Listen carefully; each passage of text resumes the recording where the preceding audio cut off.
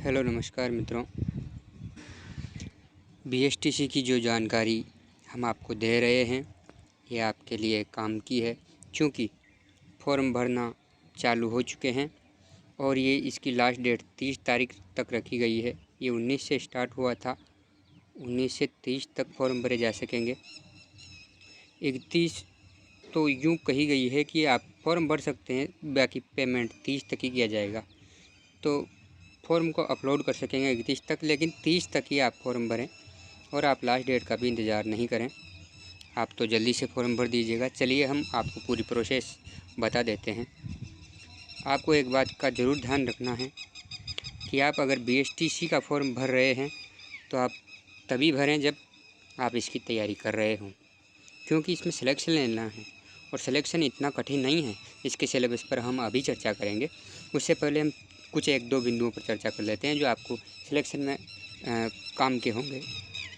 तो वो बिंदु क्या है कि आपको 5-7 दिन पहले तो इसका एडमिट कार्ड मिल जाएगा। आपके इसमें जो है OMR शीट वाला जो पेपर होगा, इसमें आपको वो गोले काले करने होते हैं। गोले को आप ढंग से काला करिएगा, बिल्कुल धैर्य के साथ, और परीक्षा को जो है इस ढंग से दीजिएगा जैसे आपने जो है पहले कभी परीक्षा ही नहीं दी हो। इसी परीक्षा में आपको तो सिलेक्शन लेना ही है। इस प्रकार से आपको ये परीक्षा देनी है और हम इसके सिलेबस पर अब चर्चा कर ही लेते हैं। इसमें 200 प्रश्न होंगे। नेगेटिव मार्किंग इसमें नहीं है। प्रत्येक क्वेश्चन इसमें 3 अंक का है और कोई नेगेटिव नहीं है, इसलिए पूरे के पूरे प्रश्न आपको सोल्व करने हैं, इस बात का ध्यान रहे। तो देखते हैं कि इसमें 4 सेक्शन होंगे, अ, ब, श और द। पहला जो सेक्शन है अ, इस अ सेक्शन में आपको मानसिक योग्यता जो लिखा हुआ है मेंटल के 50 क्वेश्चन देखने को मिलेंगे। प्रत्येक 3 नंबर का है। दूसरे सेक्शन ब में आपको राजस्थान जीके से जानकारी से संबंधित क्वेश्चन होंगे, इसमें भी 50 क्वेश्चन होंगे। तीसरे में शैक्षणिक क्षमता है, जो इसमें क्या होगा कि आप टीचर बनने जा रहे हैं तो आपको पहले टेस्ट किया जा रहा है कि क्या आप टीचर बनने के लायक हैं।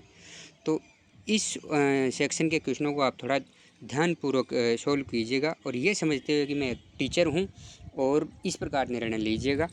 ये सेक्शन ऐसा ही है, इसमें पढ़ने से कोई ज़्यादा बेनिफिट नहीं मिलता है।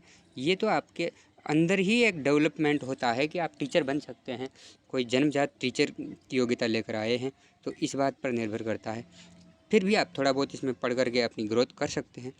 अब नेक्स्ट सेक्शन है, इसमें अंग्रेजी करना तो ज़रूरी है, और जो संस्कृत से चाहते हैं वो संस्कृत सेलेक्ट करें, और जो सामान्य से चाहते हैं वो हिंदी सेलेक्ट करें। ये संस्कृत शिक्षण शास्त्री के लिए है। जो शिक्षा शास्त्री बनना चाहता है वो संस्कृत भर दें, और जो दोनों करना चाहते हैं वो दोनों भी भर सकते हैं।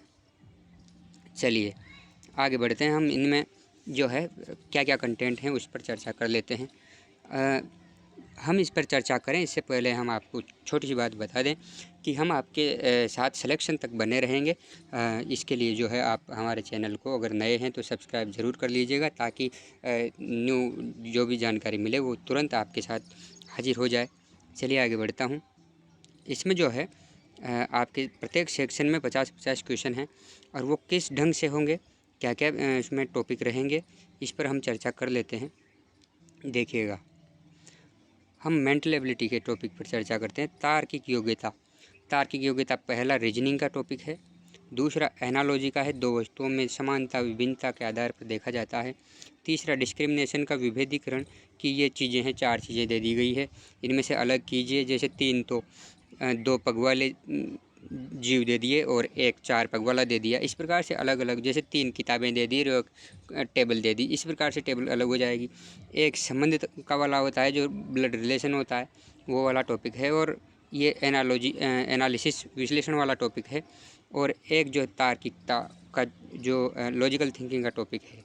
बस इतना ही टॉपिक है।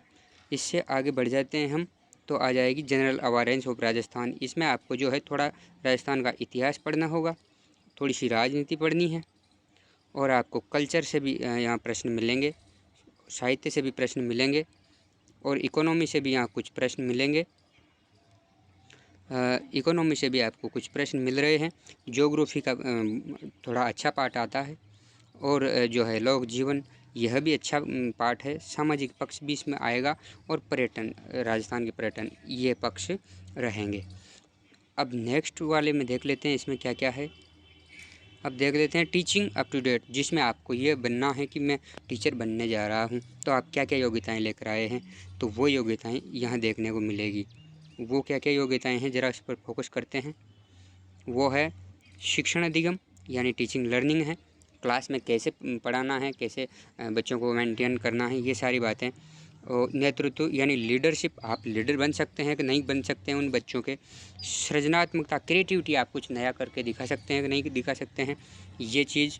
सतत एवं व्यापक मूल्यांकन, आप कोई बच्चा पढ़ रहा है कि नहीं पढ़ रहा है, इसकी रेगुलर जांच कर रहे हैं कि नहीं कर रहे हैं, इस बात की।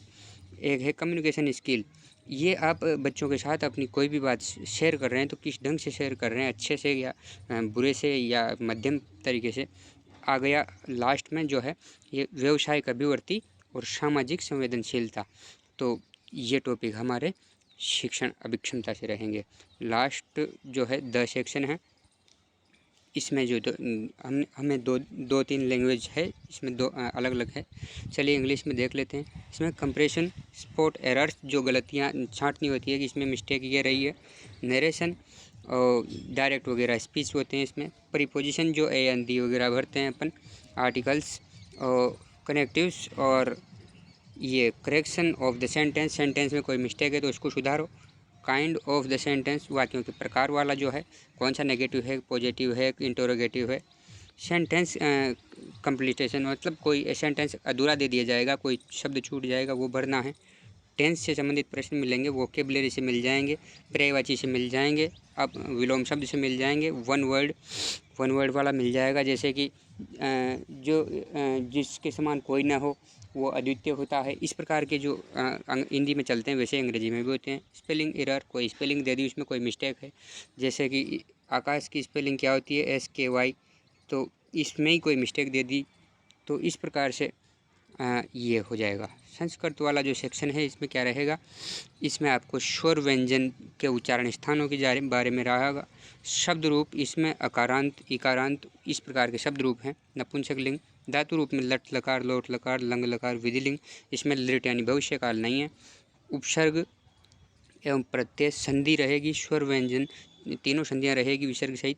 समास में तत्पुरुष, द्विगु, कर्मधारय, इसमें वो बहुब्रीहि समास नहीं है और अव्ययभाव भी नहीं है, बाकी 3 समास है। लिंग और वचन से रहेगा, विभक्तियों और कारक से संबंधित प्रश्न इसमें रहेंगे। चलिए लास्ट सेक्शन है अपना हिंदी, इसमें देख लेते हैं। और आपको एक बार फिर याद दिला दूं कि अगर अब तक आपने हमारा चैनल सब्सक्राइब नहीं किया हो तो आप हमारे चैनल को सब्सक्राइब कर सकते हैं। हिंदी में टॉपिक रहेंगे आपके साथ पर्यायवाची शब्द, विलोम शब्द, शब्द युग्म, वाक्य विचार, शुद्धिकरण, शब्दों की और वाक्यों की शुद्धि रहेगी, कहावतें और मुहावरे, संधि, समास, उपसर्ग, प्रत्यय और वाक्यांश के लिए एक सार्थक शब्द। ये हमारा एक विस्तृत सिलेबस पर चिंतन रहा। मिलते हैं नेक्स्ट सेशन में, तब तक के लिए धन्यवाद। आई होप, आशा करता हूँ कि आपको हमारी बात समझ में आ गई होगी। चलिए, आपका दिन शुभ हो।